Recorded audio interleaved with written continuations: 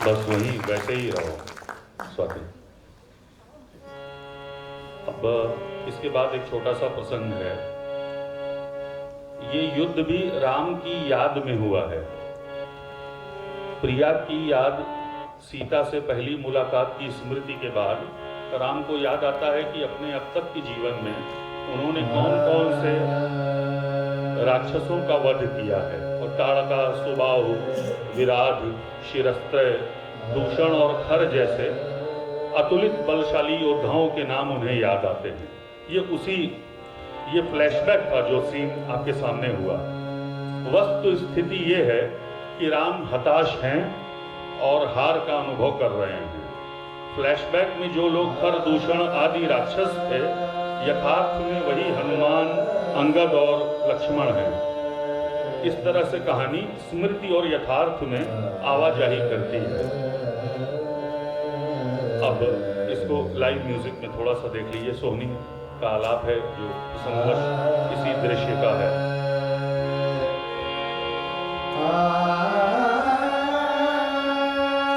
राम उदास हैं, राम उदास हैं और रो देते हैं।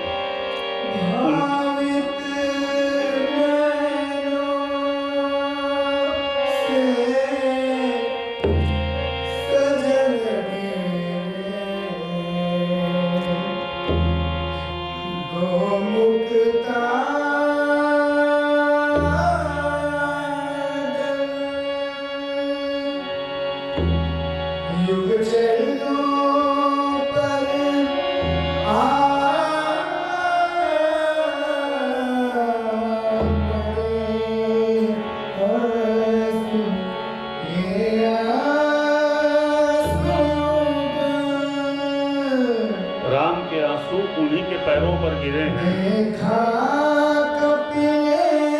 हनुमान ने देख लिया है। उन्हें गुस्सा आता है।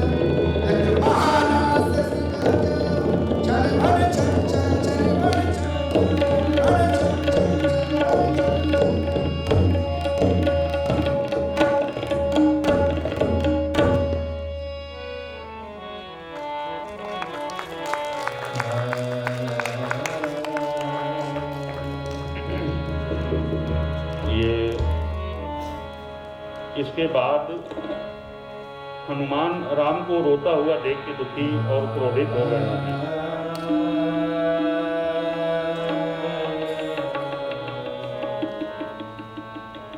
आशीष मिश्रा जी जो संगीत के गुरु हैं, गायक हैं, मेरे अनन्य मित्र भी हैं, वो मुझे बोलने ही नहीं दे रहे हैं। हालांकि उनके आलाप से ज़्यादा क्या मेरी मदद करेगा, कौन सा हम रंगकर्मियों को और कौन सा मुकुट मिलेगा बोलने पर या अपना काम करने पर। आप संगीत में बोल ले रहे हैं, यही पर्याप्त है। हम न इधर हैं न उधर। इधर माने अभिनय और उधर माने खालिस संगीत। हम मध्यम निकाय हैं बुद्ध का, एक खुला और खतरनाक बीच। हम गोधूलि में खड़े हैं। हम इसे नाटक बताकर बाकायदा कई कई जोड़ियों से होते हुए भारत रंग महोत्सव तक पहुंचे और हम इसे नृत्य बता के संकट मोचन संगीत समारोह तक भी गए। लेकिन मुश्किल वही है कि न नृत्य वालों के लिए हम पूरे हैं और नाटक वाले तो आप लोग जानते ही हैं, आप सब लोग वही हैं, मैं भी वही हूँ। लेकिन मेरा मानना है, जो मेरा मानना है, अगर वो इस नाटक में दिखाई दे रहा है तो मेरा अलग से फिर क्या मानना है। आप देखिए एक और प्रसंग जो फिर से राम की उदासी का है, भैरवी का एक आलाप है, वो मैं आपको सुना देना चाहता था।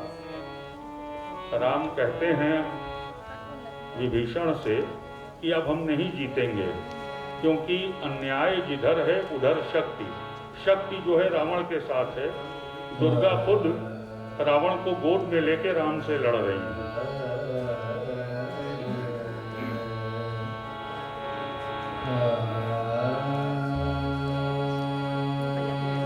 बस शौर की जरा सी आहट है इसमें बस।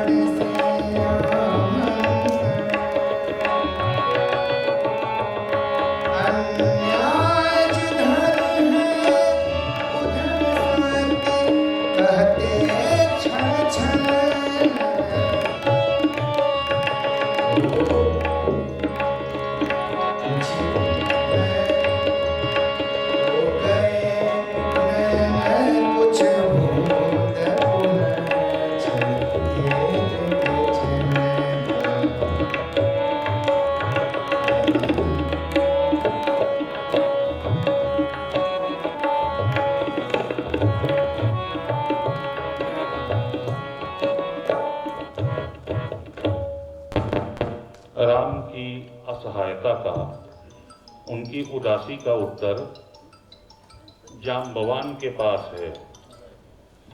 जाम्बवान राम का प्रबोधन करते हैं। राम की सेना में, राम के समूह में सबसे बुजुर्ग, सबसे अनुभवी वही हैं।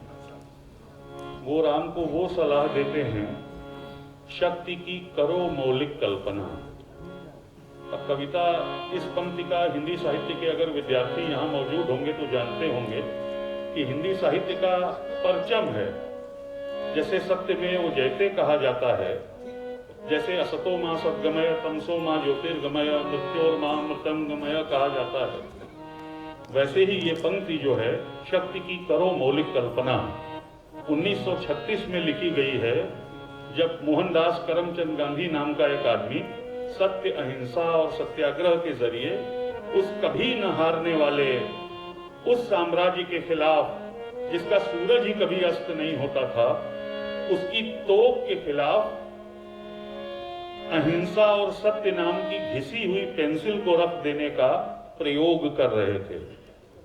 वो प्रयोग कितना राजनीतिक था, कितना सांस्कृतिक था, कितना मिथकीय था, कितना आगे था और कितना पीछे था, वो अपनी मिसाल आप है, उसके बारे में क्या कहा जा सकता है। इस कविता को कृतिवास रामायण बांग्ला के पर एकाग्र एक मिथकीय कविता मानकर पढ़ने से काम नहीं चलेगा, क्योंकि पूरी दुनिया के सामने ये सवाल हमेशा प्रासंगिक बना रहेगा कि अगर कोई एब्सोल्यूट पावर में है तो उस शक्ति का मुकाबला कैसे किया जा सकता है।